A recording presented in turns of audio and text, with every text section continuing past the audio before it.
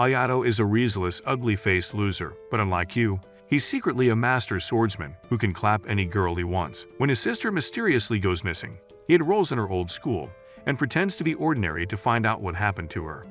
Unfortunately, on his first day, he was mistaken for a shameless peeping Tom by a girl named Julie's when he jumped through her window to return her handkerchief. Fortunately, she listened to his explanation and thanked him for returning her property with a friendly smile. However, she turned out to be a reincarnation of Harley Quinn, and it took the dim-witted idiot a few seconds to realize that he was about to become burnt toast, so he jumped out of her window right before she went all Azula on his Julius immediately went after him and challenged him to a duel for seeing her almost naked body. She told him that if he won, she would accept his flimsy excuse that he was a clueless noob who had no idea he had walked into the girl's dorm. However, if she won the match, she got to decide his fate. Ayato knew better than to duel with an angry woman, so he tried to refuse her challenge by saying he had no weapon. Unfortunately, there was a busybody amongst the students who had gathered to watch them, and he threw a sword at Ayato to use, so he accepted her challenge. Julius then shot fire spears at him, but Ayato, feeling very much like Jon Snow, began cutting and dodging the flames. Annoyed, Julius increased the speed of her spears and sent them towards him again, forcing Ayato to try and block the attack. However, the force pushed him back, so he made sure to cut through the flames before dodging the final spear. This made students around to voice their admiration for his skills, but it only annoyed Julius that he was still unharmed. In a final attempt to win the duel, she shot a huge fireball at him, but instead of running away as she hoped, Ayato charged at it. As soon as she figured out what his plan was, she caused the fireball to explode, but she didn't know he had trained under Rengoku until he slashed through the flames. Jules was surprised and tried to defend herself against his attack, but to her surprise, he pushed her to the ground.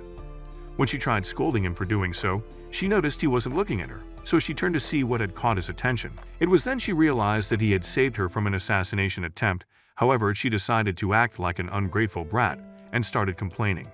Ayato was just about to tell her to be grateful when he realized one of his hands was coping a feel of her plots.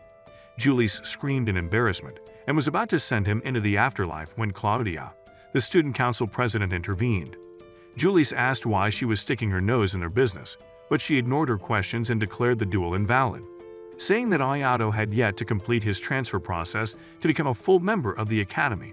Claudia then took Ayato to her office, where she welcomed him to the academy, after which she explained that the student's main duty was to compete in an event called Festus against other schools. She revealed that their academy hadn't done well in recent years, and said that all they required of him was to win the games. Claudia let him know that anything he desired would be granted by the academy if he won, but Ayato told her he wasn't interested. However, he asked if she knew anything about his older sister Haruka, who was once a student at the school. Claudia pulled up an old student data record and showed it to him. She explained that Haruka had enrolled in the academy 5 years ago, but had withdrawn after 6 months due to personal reasons. The only thing strange about it was that almost all records of her had been erased, making it hard for them to be sure if she had actually been a student there. She then told him about a weapon called Orgalux Cervaresta, which had no checkout records but had combat data from 5 years ago. Claudia apologized for not having more information on his sister, but he told her not to worry as his search for his sister wasn't the only reason he had come to the academy. His words made her curious, so she asked what other reason he had for coming, and he told her it was to find his purpose. Although she was skeptical, Claudia had accepted his explanation before telling him that all students were entitled to an Orgalux weapon. Ayato asked if he could have the Cervaresta, so she told him that she'd arrange for him to collect and handed him a random Lux weapon to use until then. When Ayato asked what he had to do to complete his transfer, she told him she had lied to get him out of the sticky situation with Julius. Later on, he was introduced to his new class and made to sit beside Julius, who wasn't pleased with the idea. After class, Ayato asked Julius if they could be friends, and she told him that she'd rather shave her eyebrows off than become friends with him. After she walked away, the boy sitting behind Ayato told him not to feel bad about the way the Ice Queen spoke to him. He said Julius preferred her own company and introduced himself as Yabuki Aishiru. On their way to the dorms, Yabuki let Ayato know that Julius was the crown princess of her country, which made Ayato ask why she was at the academy. Yabuki said only Julius could answer that, and added that she won every duel she ever fought, quickly increasing her rank in the school to 5th. When they got outside, they spotted Julius arguing with a guy who looked like he spent more time at the gym than at school. Ayato asked who he was, and Yabuki told him that his name was Lester, adding that he was ranked 9th in the academy. As they watched on, it seemed that Lester was trying to get Julius to duel against him, but she refused. When she tried to walk away, Lester grabbed her hand, making her handkerchief fall, so she got angry. The following day, Ayato went for a run, and as he ran, he recalled what had happened the previous day with Julius and Lester. Before things could get ugly, he had inserted himself into their conversation, and one of Lester's friends pointed out that he'd been the one to duel Julius. Hearing those words made Lester try to fight him instead, but when Yabuki started recording, his friends advised him against it. Lester had listened to them, but told Julius that he would make her acknowledge him before walking away. Julius then told Ayato to be careful, but instead of taking her advice, he asked why she was at the academy. He pointed out that she was a princess and wasn't required to be there fighting duels, but she told him she was doing it for the money. She said she needed a large sum of money, and the only way to get it was to participate in the Phoenix Festa. Yabuki then asked if she had a partner since the Festa was a tag team event, and she told them that she hadn't found one yet. When he asked what kind of partner she was looking for, she listed out a bunch of qualities she needed in her partner, all of which the boys thought was a little bit too much. The next moment, Yabuki got a call, so he bid them farewell and left to attend a meeting. Ayato then asked Julius to give him directions to the male dorms, and after she did, he asked if she would give him a tour of the city. Julius tried to refuse, but he reminded her that he had saved her life, so she owed it to him. Julius finally agreed and said they would meet up on the day they were both free from classes. Back in the present, Ayato completed his run, and later he went to class with Yabuki. When he noticed Julius, he greeted her, and to the surprise of everyone present, she returned his greeting. Julius had to remind them that she wasn't some animal in the zoo. When they kept staring at her, Ayato noticed a blue-haired girl sleeping next to him, and when she raised her head, he called her Saya. Saya happened to be his childhood friend, whom he hadn't seen for a while. However, it seemed that time had changed much about her, as she was still the same shortstop lolly he'd always known. Ayato then asked about her father, so she told him that the man had made her enroll at the academy, because he wanted her to give some exposure to his new guns. Their teachers soon walked into the classroom, and when she saw Saya, she asked why she skipped class the previous day. Saya told her it was because she had overslept, which made the teacher laugh before giving her a knock on the head. As Ayato teased Saya for still being a lazy-ass bum, Julius looked at them the way a jealous girlfriend would. This was why immediately after class, she went to touch up her makeup and then returned to invite Ayato for the tour. Saya, who he'd been speaking to before Julius interrupted them, asked why she was giving him a tour since it wasn't a secret that Julius hated people. Julius told her to stop being nosy, but that only made Saya insist on giving the tour herself. Julius didn't like Saya's suggestion, so she argued that she'd been at the academy longer than Saya, so it was better if she handled the tour. While both girls bickered like an old married couple, Claudia walked in and pressed her blossom to Ayato's side.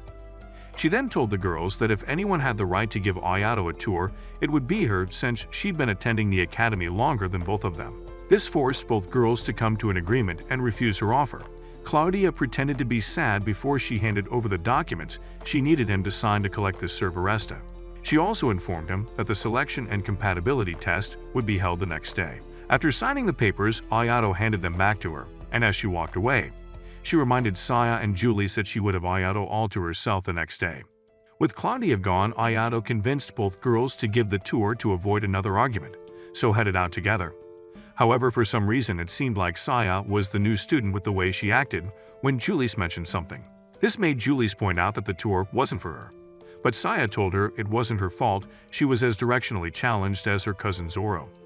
Julius then asked why she had insisted on giving Ayato the tour when she didn't know her way around. Not wanting to be involved in their argument, Ayato excused himself to buy some drinks, leaving the girls alone. As soon as Saya was sure he couldn't hear them, she asked Julius once again why she was giving Ayato a tour. Julius admitted she was doing it as a favor because Ayato had saved her life during their duel. Saya was surprised to hear about the duel and asked what the results were, so Julius told her it was declared void by Claudia. Saya then said that under normal circumstances, Julius wouldn't have walked away from the duel unharmed. She told her that although she was strong, she wasn't on the same level as Ayato when it came to fighting. When she mentioned that in terms of strength, both of them were equals, Julius refused to accept it. She even challenged Saya to a duel, but before they could begin, they were shot at with some arrows. Julius recognized them as the same one that had been used to target her during her duel with Ayato, and when she noticed the culprit, she shot her fire spear at him. Before it could reach him, another hooded figure deflected it, forcing Saya to shoot at them with a big Lux grenade launcher. Julius just watched in as she fired another shot which destroyed the water fountain and drenched their clothes. When Ayato returned, he found both girls drenched, and while Julius tried to cover herself up. This made Julius ask where her undergarments were, and she admitted she hadn't reached the stage of puberty where she needed plot armor. The next day, Ayato went to the weapons testing area with Claudia, and there he met Lester, whom Claudia informed him was also there to choose a weapon.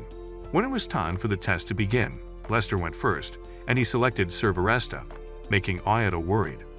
However, Claudia explained that if the compatibility between Lester and the weapon wasn't up to 80%, Lester couldn't take it. They then watched as Lester tried his best to get the weapon to recognize him, but kept getting low points. As they watched him struggle, Claudia pointed out that force wasn't going to be enough to wield the weapon. Ayato asked how she knew that, and she told him it was because she had an Obra Lux weapon of her own. Just then, Lester tried to force the weapon to obey him, but it threw him against the wall as the compatibility rate dropped into the negative zone. Lester was then advised to stop trying as things could get dangerous, but to Claudia's surprise, Servaresta attacked Ayato. Ayato had to fight it and somehow managed to get it under control, causing his compatibility with it to almost reach 100%. Later that night, Ayato went to see Claudia in her room because she had something to discuss with them. After offering him a chair, she showed him the files of all the students who had signed up for the Phoenix Festa. She said that over the past few weeks, each of them had been forced to withdraw from the competition because of one injury or the other.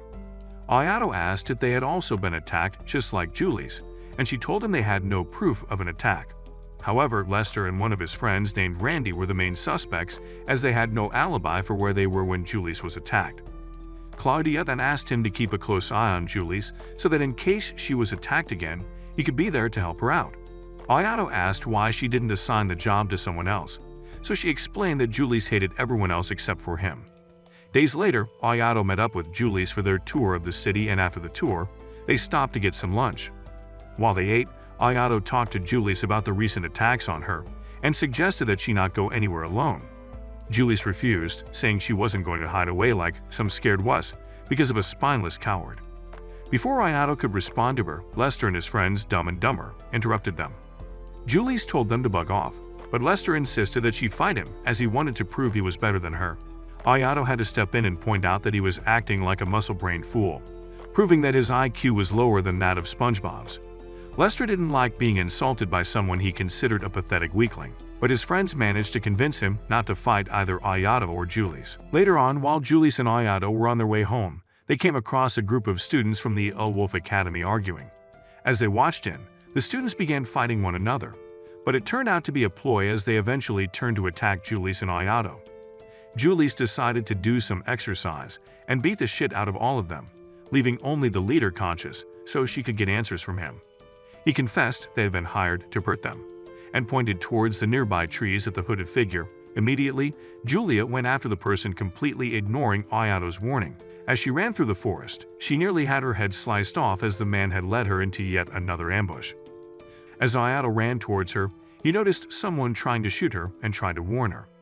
However, the attacker surprised both of them by shooting at Ayato instead of Julie's. Fortunately, Ayato deflected the shot with his Lux weapon. Almost immediately, the attackers ran off, leaving Julie's to scold Ayato for being reckless, even though she'd had been the one to put them in the mess in the first place.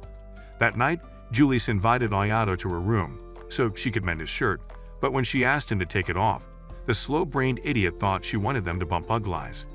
Julie's immediately set him straight and explained that she wanted to see his shirt, not become his first baby mama.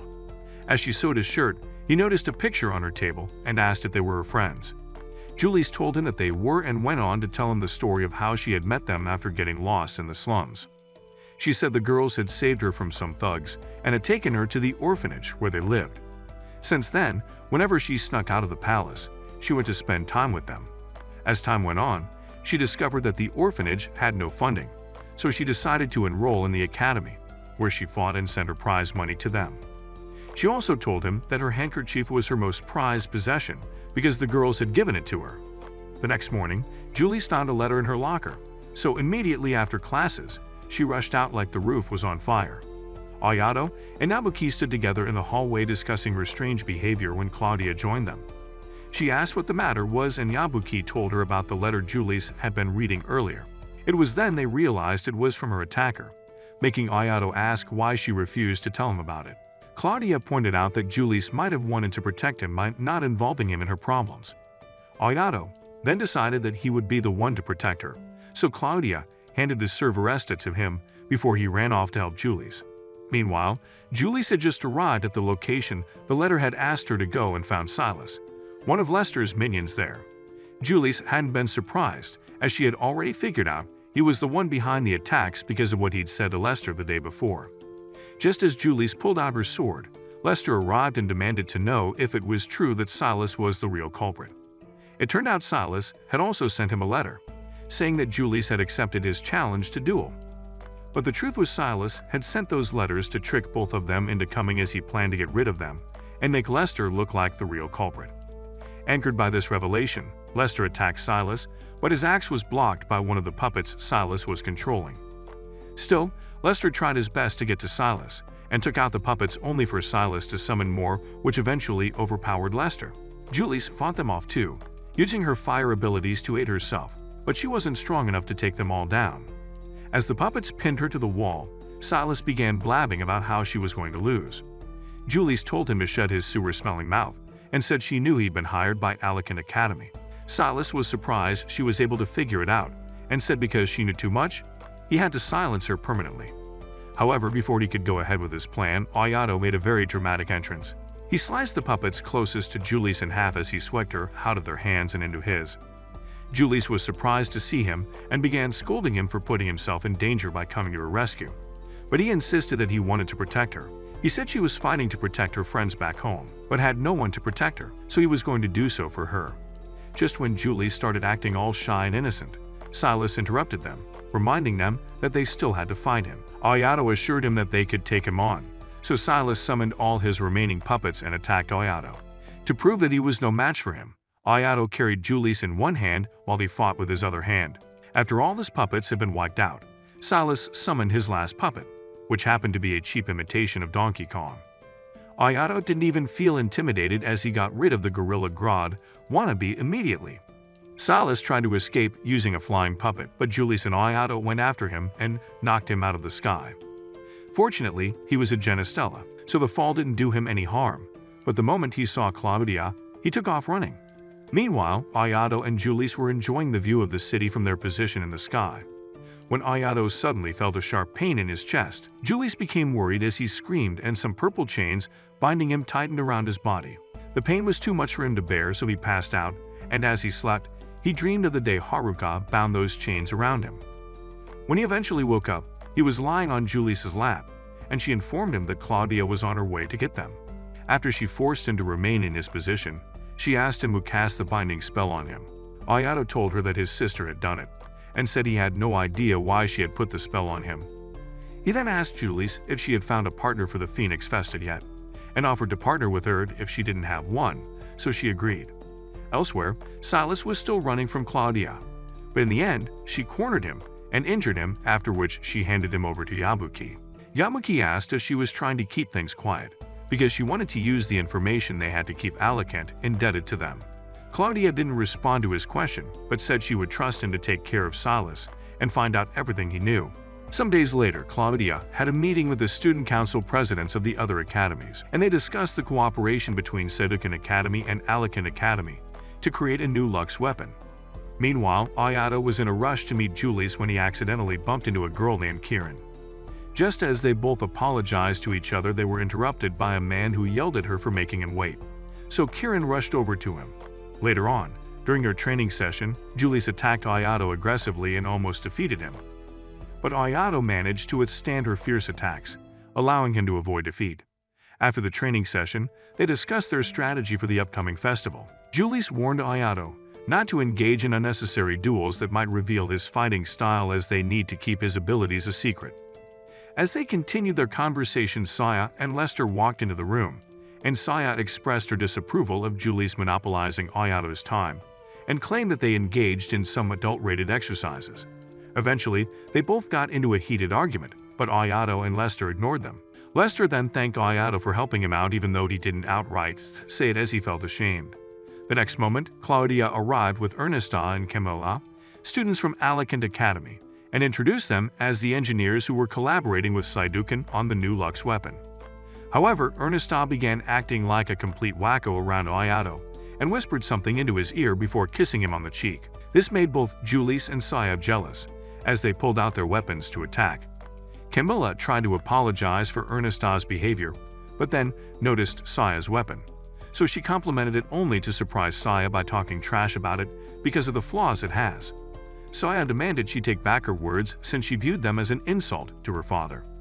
Camilla refused and insulted the weapon more just because it was made by Saya's dad, which she claimed caused trouble for them. Ernesta then told Saya that if she wanted to force an apology from Camilla, she should do it during the Phoenix Festa.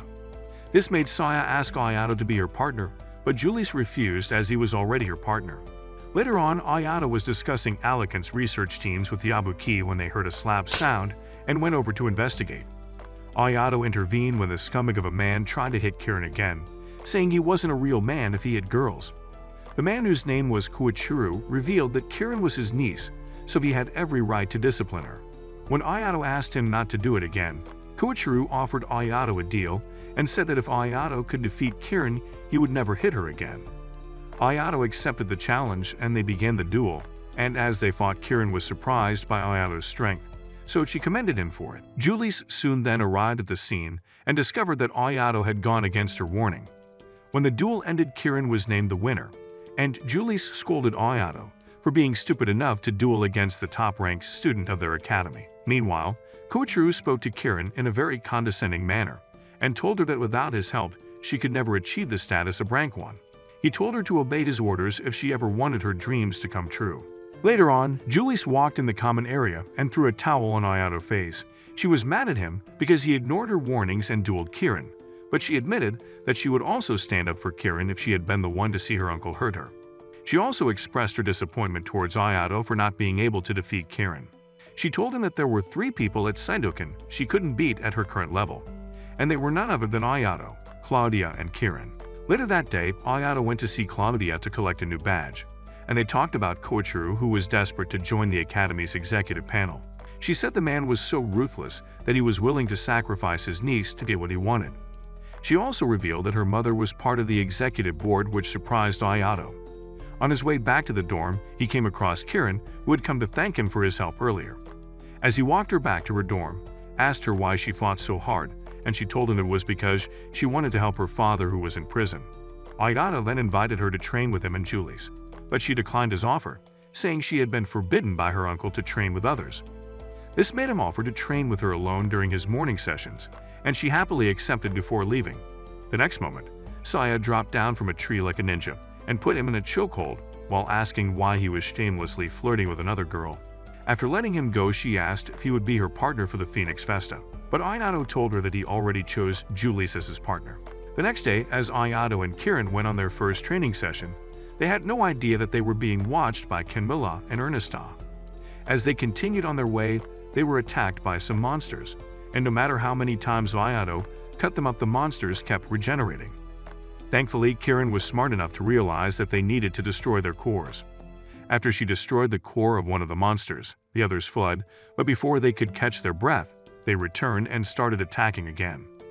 Ayato managed to dodge and noticed the ground cracking, so he tried to get away, but the ground opened up, causing him to fall. Fortunately, Kirin caught him, but the area she was leaning on broke off, so the both of them fell.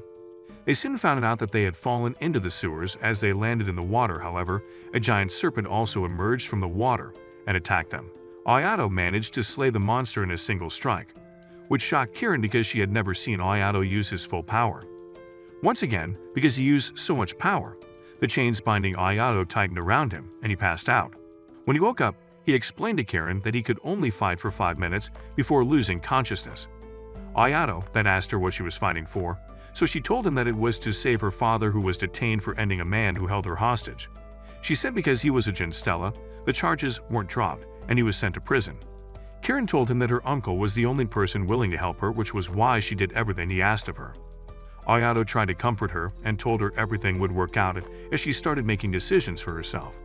After they were rescued, Kieran met up with her uncle, and he warned her to stay away from Ayato, but she disagreed. She then made up her mind to start making decisions herself and bid her uncle farewell, even though he cursed at her. Later on, Ayato agreed to duel against Kieran, and they both went all out. But in the end, Ayato was declared the winner. In the locker room after the duel, Julius and Saya had just congratulated Ayato, when Claudia came in with Kieran, who wanted to ask Ayato again if she could train with him and his team. After they agreed, his uncle came to disturb their peace, so they let him in to hear what rubbish he had to say. He told Kieran to stop disgracing him and tried to order her around, but she stood her ground, so he threatened her. Claudia then intervened and told him to back off, else she would get her mother involved, so he did as she asked. Meanwhile, Alicant, Kembala, and Ernesta reviewed all the data they got from watching Ayato and Kieran's fight with the serpent. Back at Sedukan, Saya approached Kieran and asked her to be her partner for the Phoenix Festa. A few days later at the cafeteria, a female student asked Ayato for his autograph, which he gave to her, and before she left, she wished him good luck at the Phoenix Festa. Julius teased him for being a mini-celebrity, now that he'd knocked Kieran out of her position as number 1. Ayato admitted he'd never expected to become popular because of it, but Yabuki advised him to enjoy it while it lasted.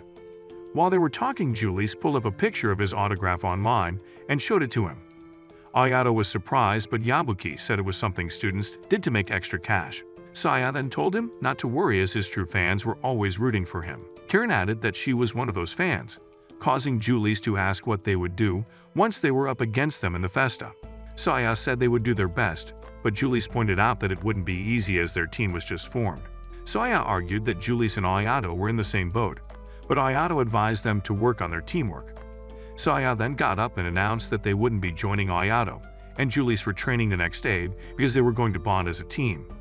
However, when Saya and Kieran met up the next day, they had no idea what to do, as none of them had ever had friends. Kieran asked Saya what she wanted to do, so she suggested they go shopping because she wanted to buy her father a birthday gift. At the mall, Kieran made different suggestions for an ideal birthday present, but Saya rejected all of them. Eventually, they sat down on a bench and Kieran asked Saya about her father, so she described him as a mad scientist. Just as Saya was telling her about how her father gave her a new gun every year on her birthday, she suddenly had an idea. She then pulled up a map and asked Kieran for help in locating the place, since she had a bad sense of direction. The shop was located in the bad part of the city, and Kieran made sure to express her concern for their safety, even though Saya assured her it was okay. When they got to the shop, Saya looked around and picked out a gun. She asked the owner if the original generator was still in it, and after he said yes, she paid for it, and they left. Kieran asked why she had picked that one. She told her that even if it was trash, it had a generator that was similar to her father's work. Saya then asked Kieran what she wanted to do, and she asked Saya to teach her how to swim. At the pool, Saya asked why Kieran hadn't gone to Ayato to learn how to swim, causing the poor girl to panic and almost drown. Kieran admitted that it was because she wanted him to be proud by the time he discovered she could swim. Saya then told her to keep practicing while she went to get some drinks, but as Kieran practiced, she accidentally crashed into a girl floating in the pool. Kieran managed to swim to the surface before she could drown and apologize to the girl. The girl refused to listen and even challenged Kieran to a duel, but when she recognized Kieran as the top-ranked student of Sedukan Academy, she chickened out. However, that didn't stop her from mocking Kieran when she learned that she couldn't swim, so Saya, who was standing at the edge of the pool, threw a flotation device at the girl. Annoyed, the girl demanded to know who Saya was, and she told her she was Kieran's partner. When she asked what Saya's rank was, she admitted she was unranked, so the girl challenged her to a duel. She also introduced herself as Violet Weinberg, the 35th ranked student of Queensvale Girls Academy. She hoped that by bragging about her rank, Saya would get scared, but Saya surprised her by accepting the duel. When the duel began, she tried to show off her skill. However, Saya pulled out a Lux ray gun and fired before she could react. The shot sent her skipping like a rock across the pool, knocking her out immediately, so the duel ended with Saya as the winner. Later on, Saya and Kieran sat by the edge of the pool, and Saya advised Kieran to learn how to stand up for herself. Kieran admitted that she had been under her uncle's thumb for so long that she wasn't sure how to defend herself from others. Saya told her not to underestimate herself, and Kieran thanked her for the advice before asking why she chose her as her partner. Saya told her that she had picked her to be her partner because she used the same swordsmanship as Ayato. During their next training session, Ayato and Julia watched Kieran and Saya. As they watched them, They admitted that they had improved and decided it was time to up their game if they wanted to win. A few days before the Phoenix Festa, the student council president of Lone Wolf Academy and his assistant Corona visited the disciplinary rooms under the school. There, they opened the cell holding Irene, and Dirk ordered her to participate in the Phoenix Festa. He told her she was to get rid of Ayato at all costs, and said it didn't matter if she won or lost the Festa. Irene asked why he wanted Ayato gone, so he explained that his Orgalux Servaresto would pose a problem for them in the future. Before agreeing to do as he ordered, Irene asked if her sister was safe, and he assured her that she was. The day of the Phoenix Festa eventually arrived, so Ayato and the girls along with other contestants and the eager audience gathered at the arena. During the opening ceremony, the chairman of the Festa committee announced that the contestants were allowed to make use of autonomous weapons. Later on, Ayato and Julia decided to eat lunch while they waited for their turn. However, they couldn't find Kieran and Saya anywhere. But Ayato spotted Lester and tried to invite him instead. Lester turned him down, saying they weren't friends, and told him to make sure that he didn't lose until they were matched against each other. Soon after, Saya and Kieran joined them with the lunches they had prepared, so they all went to the waiting room to eat. When it was finally their turn, Ayato and Julius took the stage, and the announcers talked about their ranks. Ayato was a bit nervous, as it was his first time on a big stage, but Julius was unbothered. As soon as the signal went off for the match to begin, their opponents charged at them.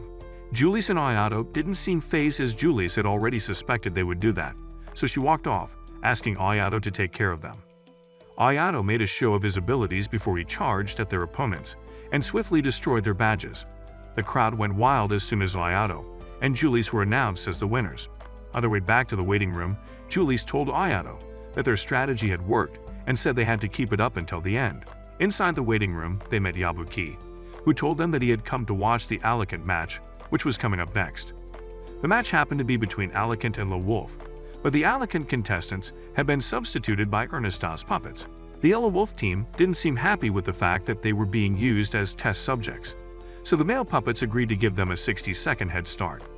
When the match began, the Yellow Wolf team pulled out all the stops, trying to bring down the Alicant puppets. But it was useless, as they couldn't even get past the puppets' defenses, and by the time the 60 seconds were up, the puppets easily took them down. While the audience cheered for the winners of the round, Ayato couldn't help but worry about the puppets. Saya has just pointed out that the protective barrier that the puppets had would pose a big problem for them when her father called. As soon as she answered the call, her father's voice boomed from the speaker as he gushed about how powerful the defense the puppets used was. When he was done geeking out, he informed Saya that he had sent her a new gun and asked her to pick it up at customs. After the call ended, Saya left with Kieran to go pick up the package, while Yabuki said he would try to sneak into the interview for the Alicant students. Julius then suggested to Ayato that they train some more instead of sitting around doing nothing. Later on, Julius and Ayato tried to hurry back to the arena in time for the next match, but Ayato told Julius to slow down. Julius listened to him and slowed down, but their attention was drawn to a large crowd that had gathered to watch a street brawl. When they got closer, they noticed Irene beating up some thugs, and when she noticed Ayato, she remembered him from the file Dirk had shown her. Immediately, she approached them, but Julius stepped between her and Ayato. Irene demanded she move because she had no business with her, but Julius refused and pointed out that her street brawl could get her in trouble. Irene insisted that she had only been defending herself, but Jules said her actions could lead to her suspension from the Festa. Irene was intrigued by Julius, so she challenged her to a duel and pulled out her Lux weapon.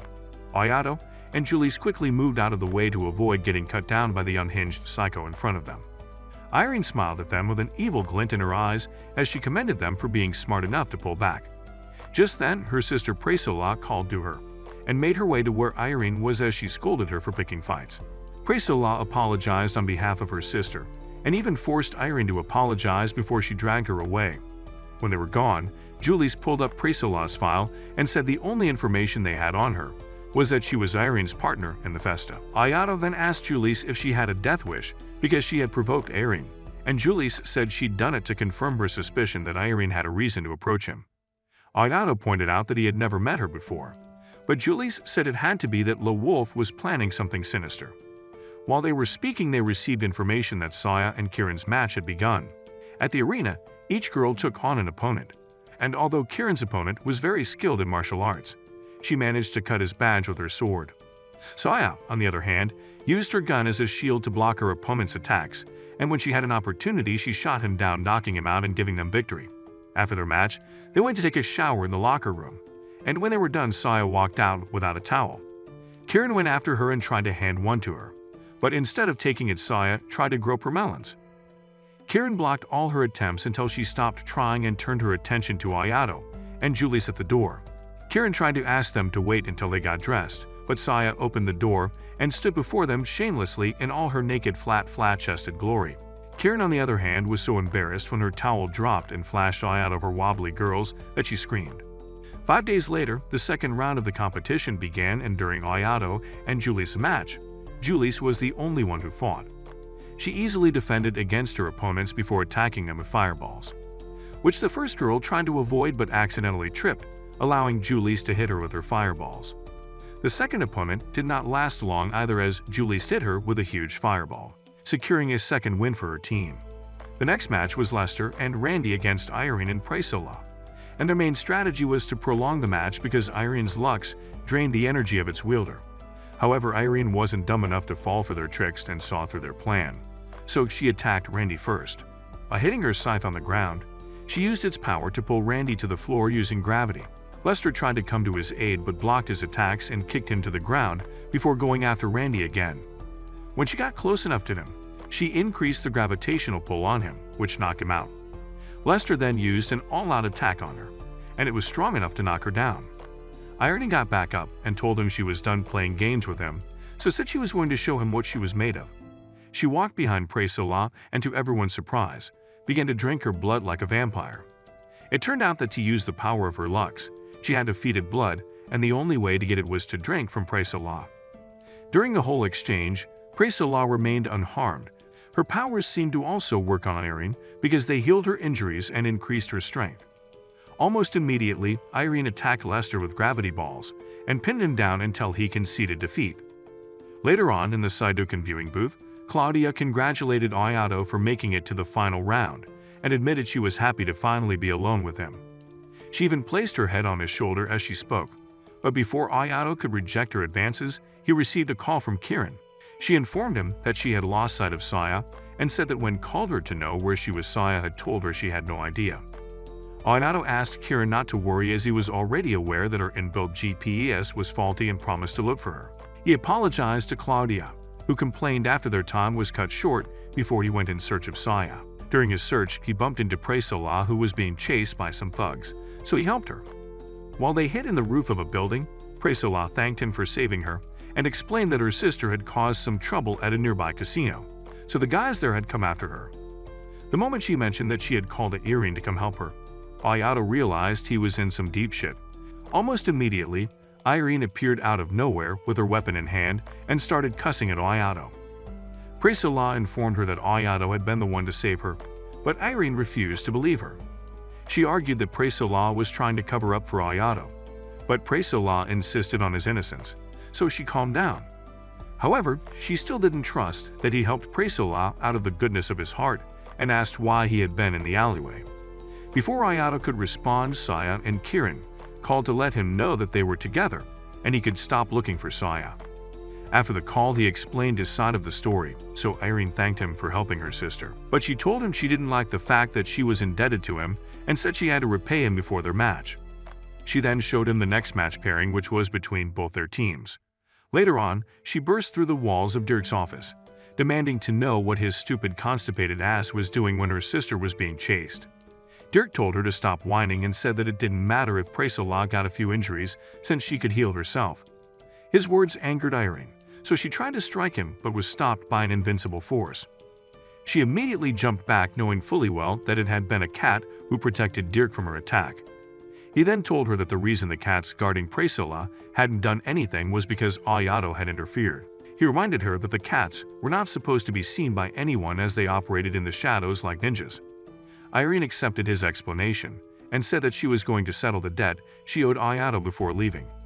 As soon as she left, Dirk ordered Corona to do a reading for the match, and after she was done, she informed him that the sisters would be victorious. Hearing this filled Dirk with hope, so he asked her to summon his vice president before making a call to the seventh golden eye. Meanwhile, Ayato and Julius were in the training room when he informed her that Irene had invited him to dinner to thank him for saving her sister. Julius couldn't believe he had been stupid enough to accept an invitation from his enemies.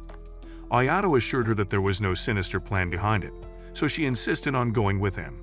At Presola and Irene's place, Presola welcomed them at the door, and while she went to finish preparing dinner, Irene and Julius got into a little dissing match. The only reason they stopped was because Presola brought the food out, so they all sat to eat. As they ate, Irene let it slip that she gambled because she needed a lot of money. So Julius asked why she couldn't just get the money from the festa. At that moment, Presola excused herself, so Irene explained that she had borrowed money from Dirk years ago. She said that as part of her agreement, she wasn't allowed to participate in the festa or pay him back from the prize money. This made Julius point out that she had another reason for entering the festa, and Irene admitted she had entered it on Dirk's orders. When Julius asked what business Dirk had with Ayato that made him a target, Irene told them he considered Ayato's Lux weapon a threat, so he wanted to get rid of him. After dinner, Presola walked Ayato and Julius out, and while they were outside she told them she was glad she could be of help to her sister because she was fighting for her. However, she admitted that her sister became a different person whenever she wielded her Lux, and it scared her.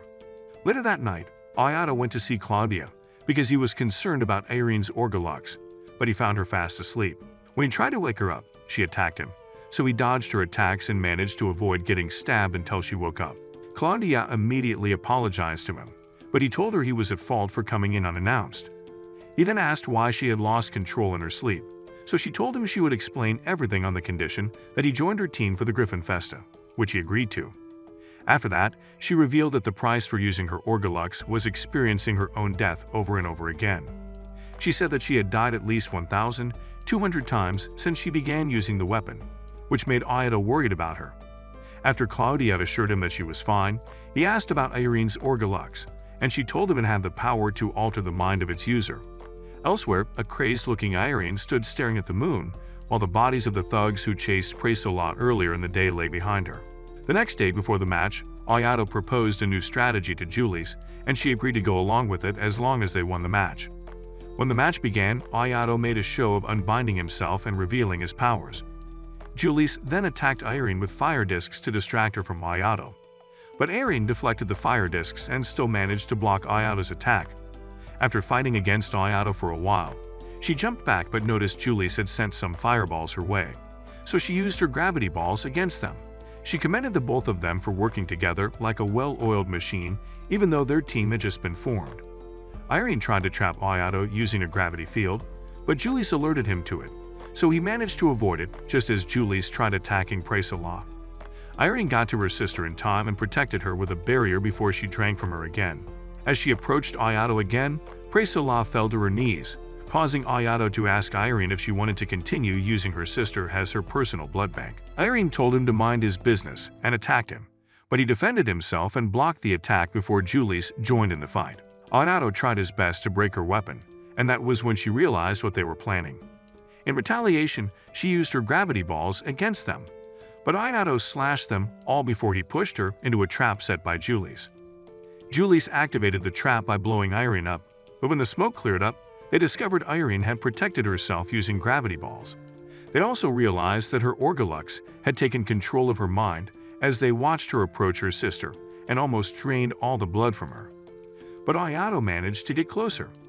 He tried to convince her to take control of her body again by talking to her, and it worked for a while. However, her Orga Lux was too powerful and stole control of her body back from her. Ayato managed to knock the weapon out of her hand and channeled all his energy into his Servaresto, which he used to destroy Irene's Orga Lux. Irene fell to the ground unconscious. Ayato and Julius were declared winners. Exhausted, Ayato fell to the floor, so Julius ran to his side, but it was already too late because the chains binding him began to tighten around him. This allowed those who were watching the match to discover that Ayato could only use his ability for a certain period. Sometime later, Presola woke up in a hospital because her sister had nearly sucked the life out of her while under the influence of her Orga Lux. Irene was glad her sister was awake and apologized to her for allowing herself to be consumed by her weapon. Presola assured her that she didn't hold any grudges and said that she wanted to become stronger so she could fight alongside her instead of just acting as a human power bank designed to replenish her energy. Back in the arena waiting room, Ayato woke up and assured Julius that he would be fine in time for their next match.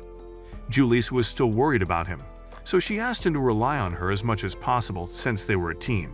The next moment, his unofficial harem made up of Claudia, Saya, and Kieran walked in and started fussing over him. Saya pulled his face into her non-existent plots. Kieran snatched his face and pushed her melons against his face, so Julius came to his rescue and pulled him away. But Claudia snatched him away and said she didn't have a match so she could take care of him. Ayato managed to pull away because he needed to breathe and tried to convince the girls that he was fine. Meanwhile, Yabuki stood outside the room, laughing at what was happening as he wondered what would happen next. Meanwhile, Fan explains to her servant, Yufeng, that she's been watching the Phoenix Festa and has developed a lot of interest in Ayato. Just then, twin sisters Shenyan and Shenhua arrived to let Fan know that they will be going all out in their match against her pupils Song and Luo. However, Fan isn't sure that Song and Luo will advance to the next round because their opponents are Ayato and Julius. Despite Ayato's weakness exposed to the world, Fan still believes he will pull something new and surprise everyone again. Meanwhile, Julius is frustrated because the news about Ayato's weakness is spreading fast. The man still hasn't recovered, but Ayato reveals he can play defense without using his powers and can go all out one more time if he needs to. Julius then gives him some info on Song and Luo and comes up with a secret plan to defeat them. Later, Ayato and Julius take the stage where they come face to face with Song and a budget Saitama, who escaped the One Punch Man universe. Before the match begins, Julius marks a spot in the arena and asks Ayato to be there when they execute their secret strategy. The duel starts and Luo attacks Ayato, quickly realizing that Ayato is not at full strength. To take him out fast, Song and Luo double up on him, but Ayato stands on the spot Julius marked, which allows her to divide the arena in two using a wall of fire. This way, she can easily defeat Song while Ayato uses defense against Luo.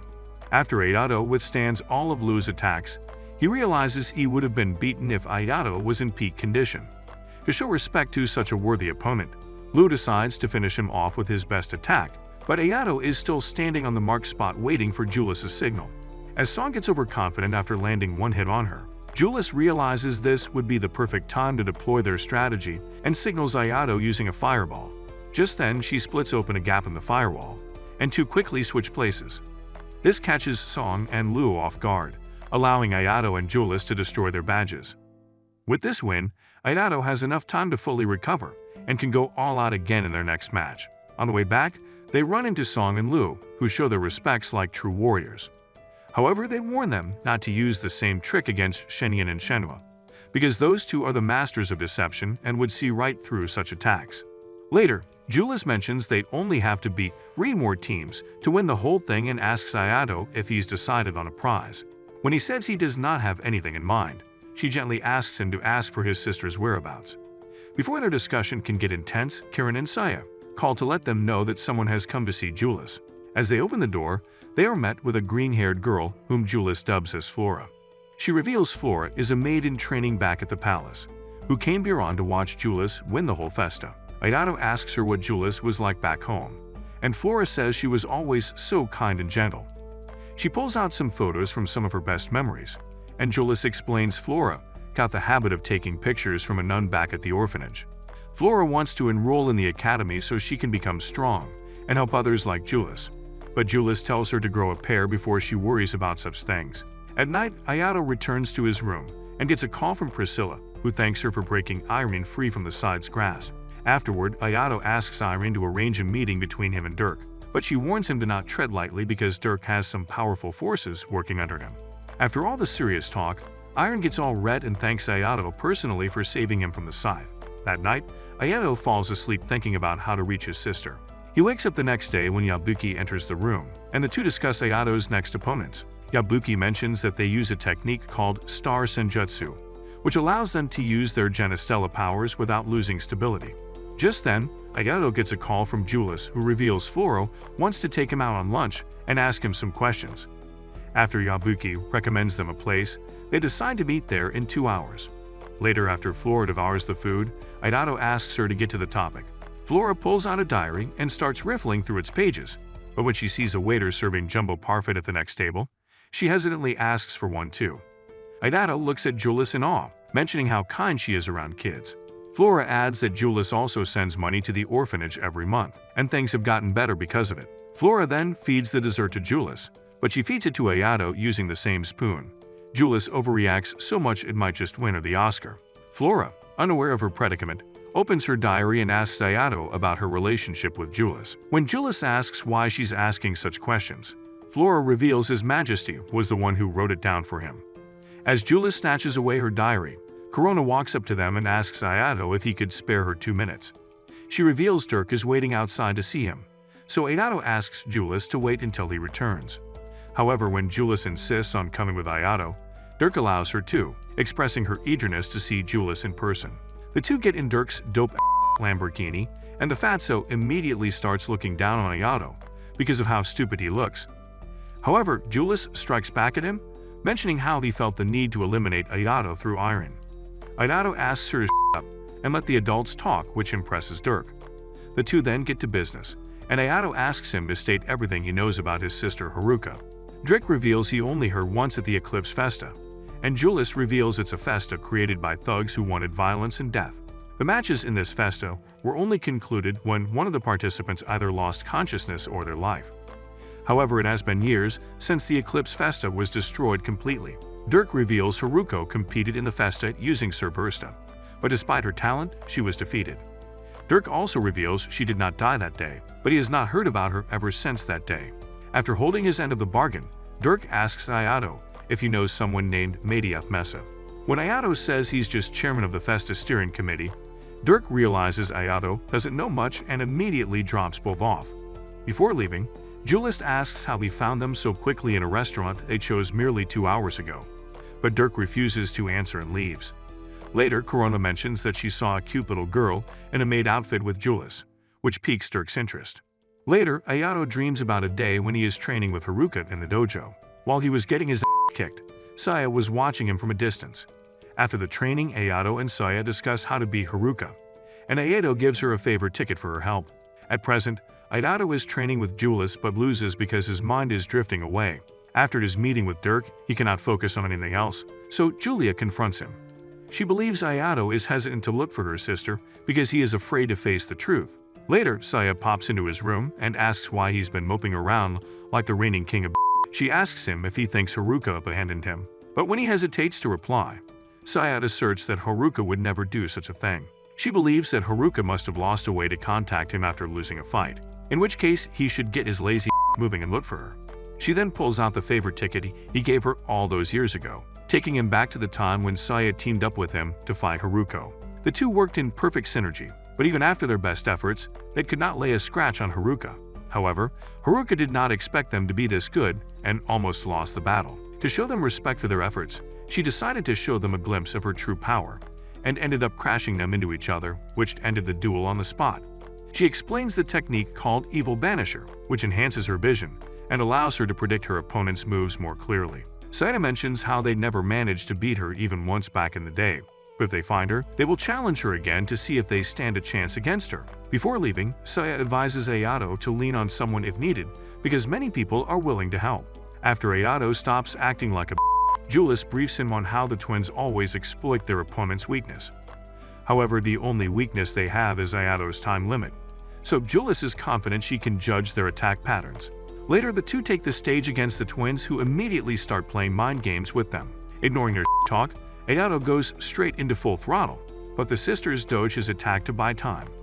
Soon after, they cover the stage in a thick fog, but decide to remove it when the crowd starts booing. 1 minute passes, and one of the sisters pulls out a shadow clone jutsu to throw Ayato off. While she overwhelms Ayato with her clones, the other sister straight up becomes invisible and attacks Julius. Both Julius and Ayato get wiped on the floor by the sisters, and before you know it, Ayato runs out of time. As he collapses on the floor, Shinyan walks up to him to humiliate him, but Ayato cleverly uses a second sword to cut her badge. However, he soon realizes that it is not the real Shinyan and that he's been fighting her clones all this time. With his body and spirit broken, Ayato is bombarded with dozens of talismans, but Julius saves him before he's defeated. Julius asks him to take it easy, mentioning how he is always protecting others, but no one is there to protect him. When she takes the role of his mommy, Ayato feels a sense of clarity and gets back on his feet. He asks Julius if she can buy him some time, so she decides to put all her faith in whatever the rock is cooking. The sisters start talking again, but Julius is unfazed and casts a giant AoE attack that burns all the invisible talismans in the arena. Not only does Julius fight them 2-on-1, but she also protects Ayato, who's been standing still all this time. Despite her skills, she loses to the numbers game and gets restrained by the sisters. They start blowing up talismans in her face, purposely not destroying her badge so they can inflict as much torture as possible. Meanwhile, Ayato is in a mind space, where he manages to find an imaginary key that unlocks one of his chains. He recalls the words of encouragement from both Saya and Kirin, and proceeds to unlock the seal. With his powers unleashed, Ayato steps in and frees Julius from the torture. He explains that he only managed to open one chain, but should give him a lot more time to use his powers. Julius is relieved to hear this, and leaves the rest to Ayato before collapsing on the floor. With that, Ayato uses a special technique called Evil Banisher to enhance his vision, which allows him to see all the hidden talismans in the arena, as well as the invisible sister. Using this new power, Ayato defeats one of the sisters, prompting the other one to create giant spirit bombs, using all the remaining talismans in her arsenal. However, Ayato slices through them with ease and brings domestic violence 101 on her, ending their match in a spectacular fashion. With that, Ayato and Julius are declared the winners, and Fan can't help but appreciate the show they put up against one of her own. Later, Claudia congratulates Julius on making it to the semifinals and drags Ayato to her room to see if he lasts as long in bed as he does in the arena. However, Julius refuses to let them leave, arguing that they need to discuss their strategy for tomorrow's match. Meanwhile, Kirin and Saya are ready for their next match, and Saya thanks her for helping them go this far. Saya explains that his father lost most of his body during an accident in his lab, so now he's hooked to the central unit of his homemade workshop. Now he's free to do all the research that he wants, so he spends his days making new guns for Saya.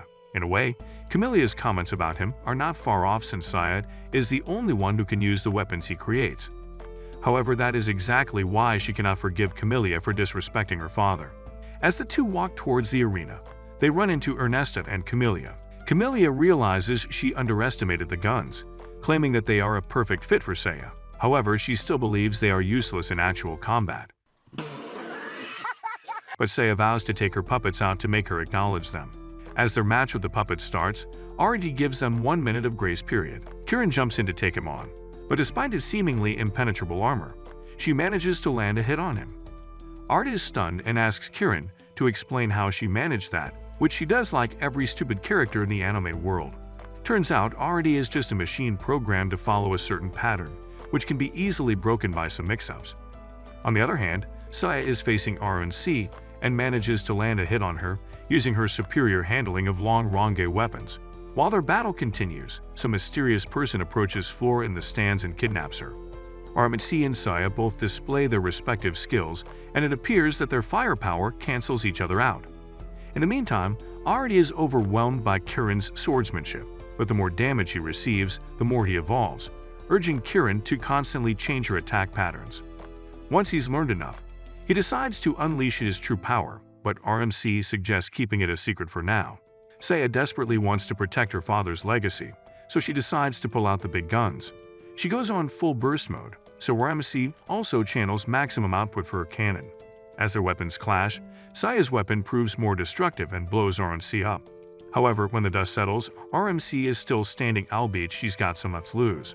Just then, both teams regroup and RMC allows ARD to use their secret weapon. RMC then detaches some parts of her body which link up with RD, giving him a brand new form that Ernesta is quite proud of. With this new form, RD gains inhumane agility, but since his body is linked with RMC's damaged parts, Saya believes there must be a defect in him. All Kirin needs to do is buy Saya some time so she can spot the weakness and cool down her cannons. However, when RD mops the floor with Kirin, Saya gets in the front herself to play defense. She uses full burst to counter Ard's attack, but her cannons start malfunctioning due to getting overheated. Not wanting to give up, she produces a lesser weapon, and RD can't help but respect their persistence. With that, Kirin and Saya make their last stand, but are defeated after an explosion breaks their badges. Ayato and Julius run to their room to check up on them, and Julius promises to avenge them in the finals. Even though Saya believes they don't stand a chance against the puppets, she wishes them good luck in their next match. Just then, Claudia enters the room and congratulates them for making it in the top 4, explaining how it would help their academy in a number of ways. Meanwhile, Camelia and Ernesta get a call from Dirk, who asks if they would join forces with him. Despite initially refusing, the ladies are persuaded when Dirk offers them a special reward. On the other hand, Julius gets a call from Flora's phone only to learn that she has been kidnapped. The kidnapper wants Ayato to apply for an emergency seal on Swordsman in exchange for Flora's return. He threatens to harm Flora if Ayato contacts the police before abruptly ending the call, leaving everyone worried. Claudia explains that the wielder can seal a weapon if they sense any danger, but doing so makes them incompatible with said weapon. After some planning, the squad decides to pretend to accept the kidnapper's demands and launch a rescue mission in secrecy.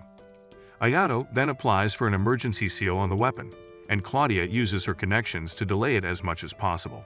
Ayato will still compete in the festa using a different weapon, and will not use Swordsman until Flora is rescued. She believes Dirk is the one behind him, who has an intelligence force under his command. However, this also narrows down the search area, giving them one day to rescue her. Saya and Kieran search the given area, with Kieran still feeling the effects of her last match. Saya asks her to take it easy, but she refuses to give up until they find Flora. Meanwhile, it is time for Ayato and Julius' semifinal, and Julius cannot get Flora off her mind. Their opponents are Forster and Lemus, who have been competing in festas for over 3 years. Julius is worried because not only do they lack such experience, Ayato can't even use Swordsman. As their match begins, Julius decides to take on Lemus, who immediately uses his powers to create armor around his body. Lemus wants to go all out from the beginning, so he summons a horse and marches Julius down. Meanwhile, Ayato comes face to face with Forster, who is disappointed to learn that Ayato won't be using the Swordsman. Despite that, he rushes in to showcase his sword skills, but quickly realizes he ain't shit in front of Ayato. In a matter of seconds, Ayato gains the upper hand and surprises everyone by breaking Forster's badge.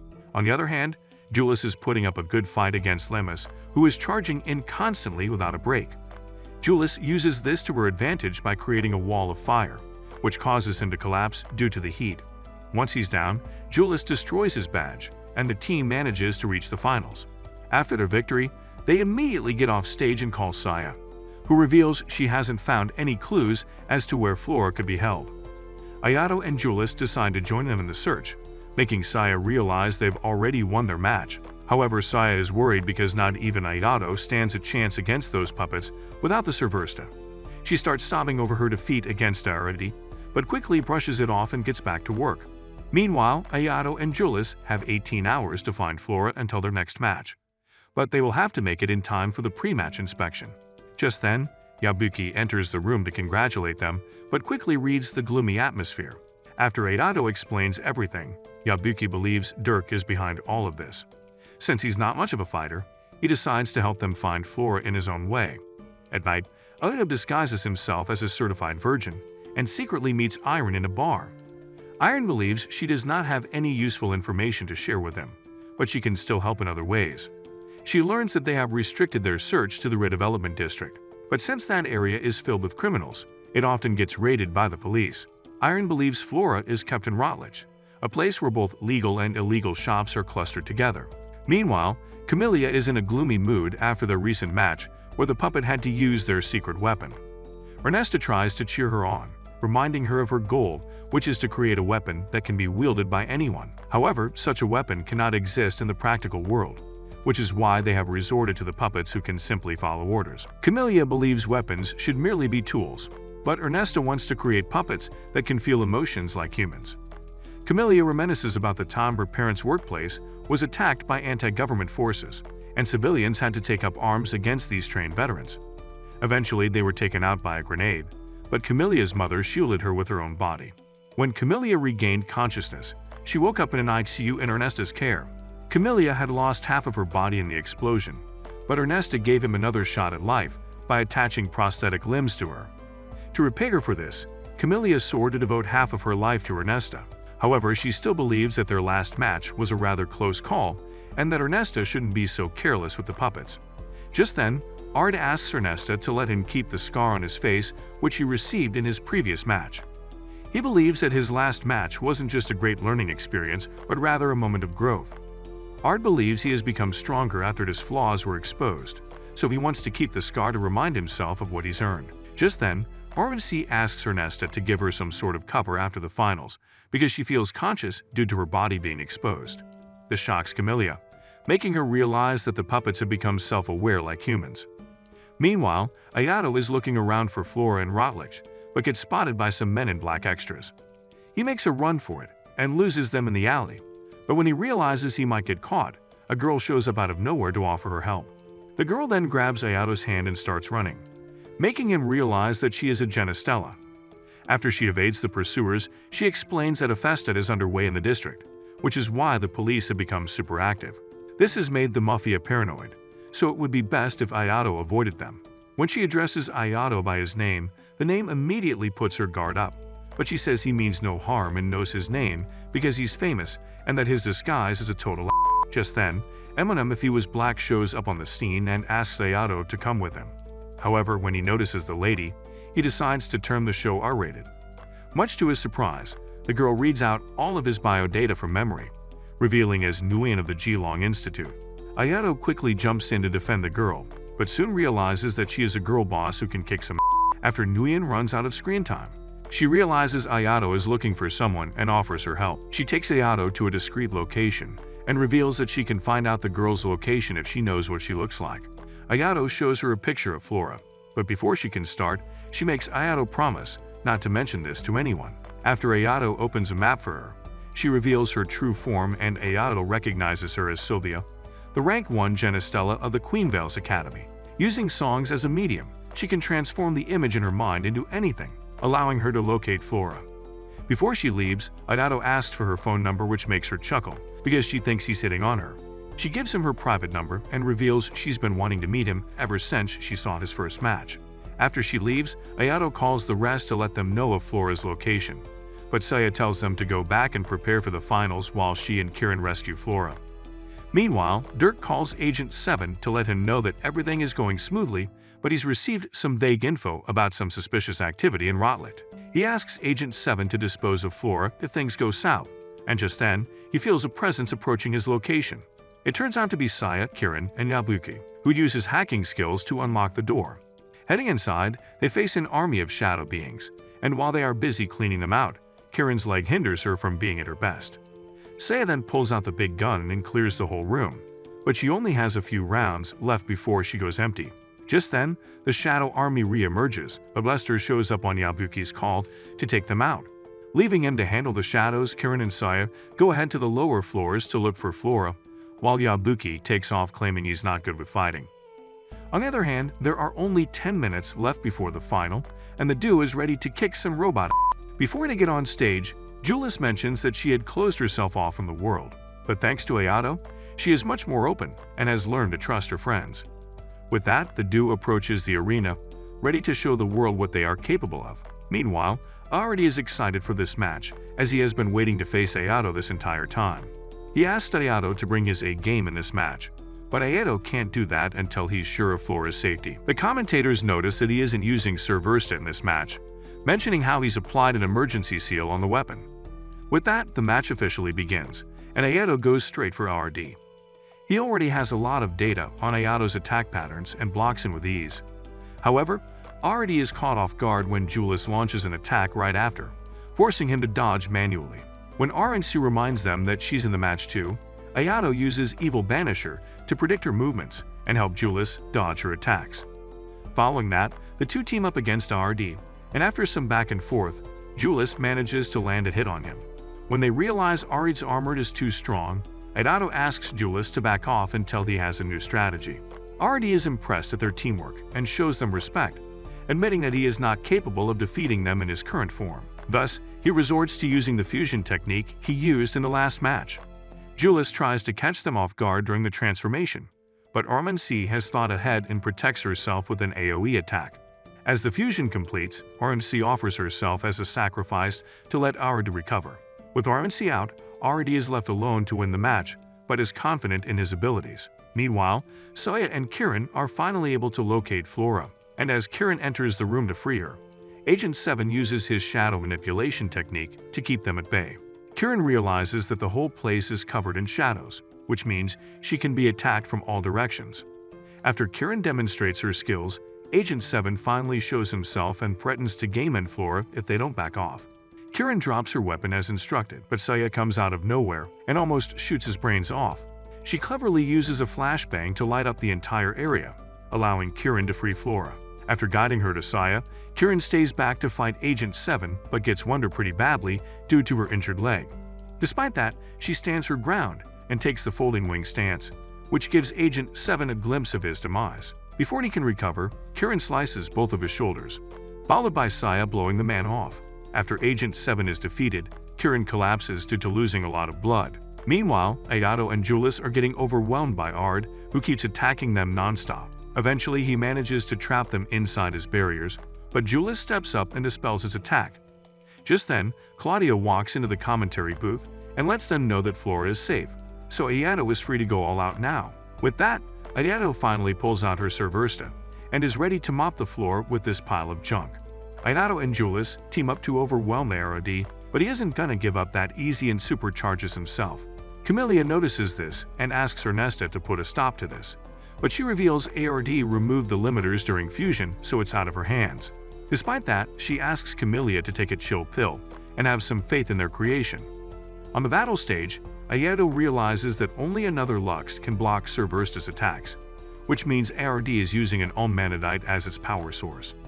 Julius believes ARD can't possibly tame all that power in his Tinkin body, but he surprises them by taking full control of it.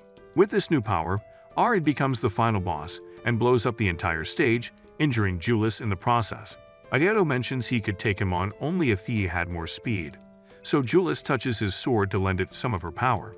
She explains that Serverta is known to assume a form that best suits its wielder, so if they could make it do that, they have a chance to win. Ayato is pretty terrible at reshaping his mana, so Julius decides to help him in that regard.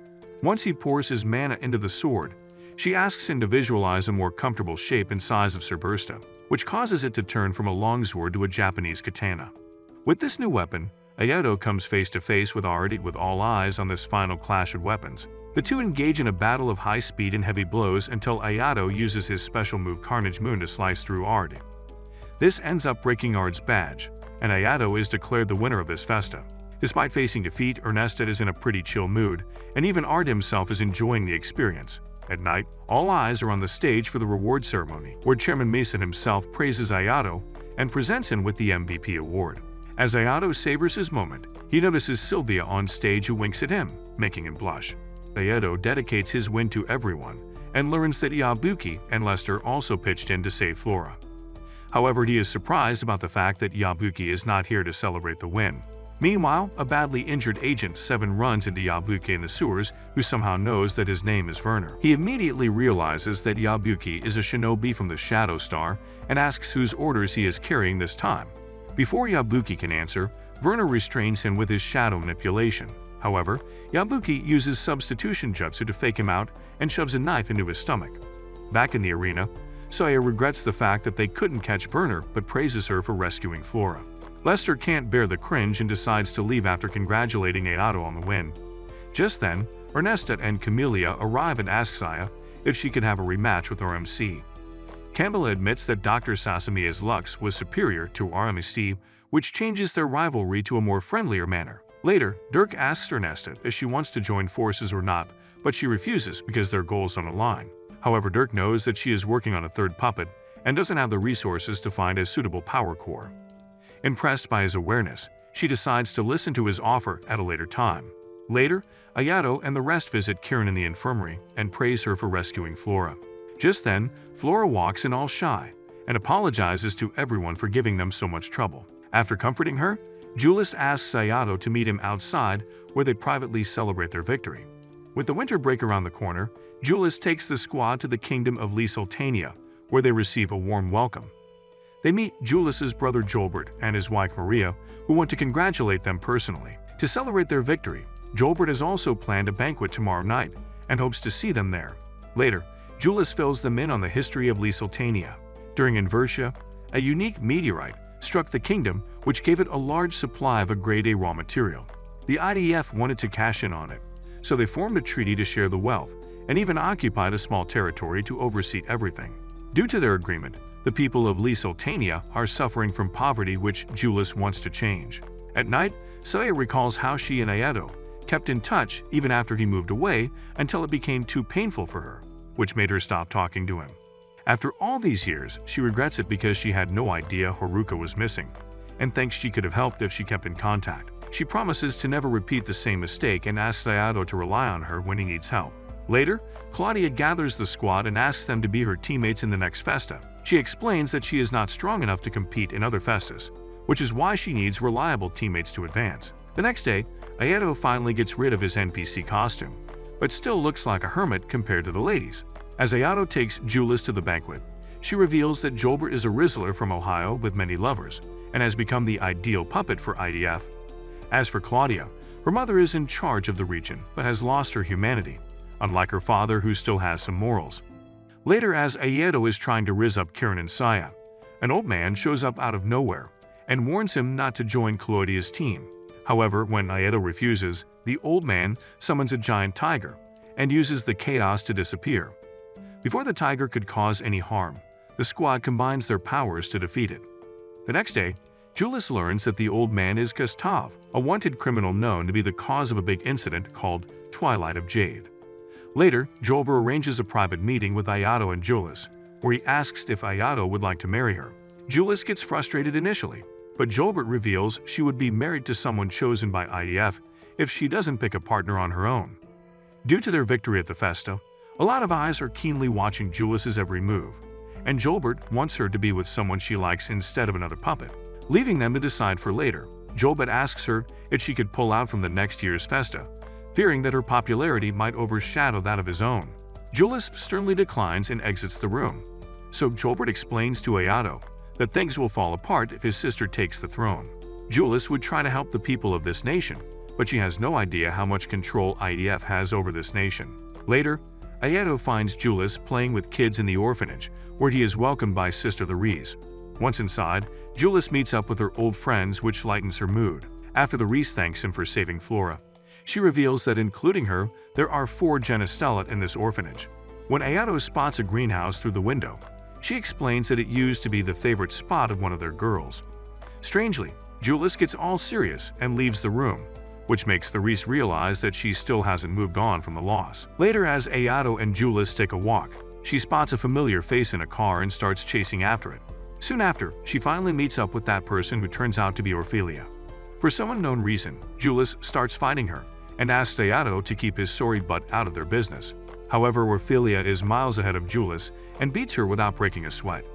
Despite Julius going unconscious, she keeps attacking her until Ayato steps in to stop her. However, even he is no match for Ophelia, who is about to game end both of them. Just then, Gustav shows up wanting to take them out by himself. Ophelia leaves after she gets a call from someone, leaving the old man to do as he pleases with them. Gustav then summons 2 giant monsters, and as he defeats one of them, Claudia shows up just in time to eliminate the other. Seeing Claudia in action, the old fart immediately withdraws, but Ayato collapses from suffering too much damage by Ophelia. Ayato wakes up in his room to find Saya and Kirin sleeping by his side. Julius enters the room and reveals he has been out for 3 days straight. She thanks Ayato for saving her sorry and then asks what's her relationship with Ophelia. When she shows him the handkerchief, Ayato connects that dot that Ophelia is Julius's childhood best friend. She recalls how Ophelia was a kind-hearted girl who loved to care for plants. However, the IEF took her away from the orphanage into a lab where someone named Magnum Opus was experimenting with creating Genestella. As a result, a normal girl like Ophelia became the strongest Genestella in the world. However, Ophelia went berserk and blew up the entire lab, and to this day, not even grass grows on it. The Ophelia, who loved to care for plants, was no longer there, and all the flowers would die around her. Julius learned that Ophelia's days number the more she used her power, so she tried to use force to stop her from doing so. However, Julius got her cheeks clapped and failed to change her mind. Just then, Flora rushes into the room and reveals that the whole city has turned into a dumpster fire. Julius knows it's all Gustav's doing, who wants to lure her out, but she has a plan to counter him. Once Ayato and Julius come face to face with him, the man summons a freaking Hydra that will level the city if not defeated in time. Thus, Ayato asks Julius to evacuate civilians while he deals with the monster. While he faces it head-on, Soya calls him to let him know she's covering him with her sniper. One after the other, they manage to cut off all of its heads until the last one remains. That's when Julius shows up and finally allows Ayato to finish the Hydra off. Meanwhile, as Gustava watches the show from a distance, Kirin shows up and knocks him out with a single attack. Meanwhile, Claudia meets her father after a while and the man begs her to withdraw from the festa, reminding her of the consequences. The man genuinely cares for her, but Claudia has already made up her mind and won't falter. The next day, as the squad leaves Lisultania, Julius decides to win the Grips Festa and use the money to fix their nation, so she asks Jolbert to take his job more seriously.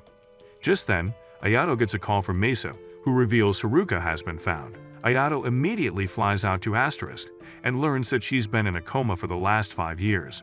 He realizes that she used the sealing power on herself, but cannot understand why. She has not aged one bit in the last 5 years, which means she could live long enough to witness the end of One Piece. Later, he is approached by a budget Harley Quinn who reveals she can cure his sister. She introduces herself as Hilda, who also goes by the name Magnum Opus. Later, Claudia reveals the attack on Lisultania was her father's doing, who wanted to show her a glimpse of what would happen if she did not withdraw from the festa.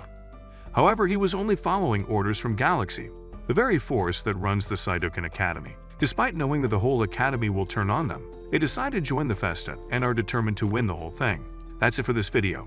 Leave a like and comment which anime you want us to cover next. If you want more recaps like this, watch this video here.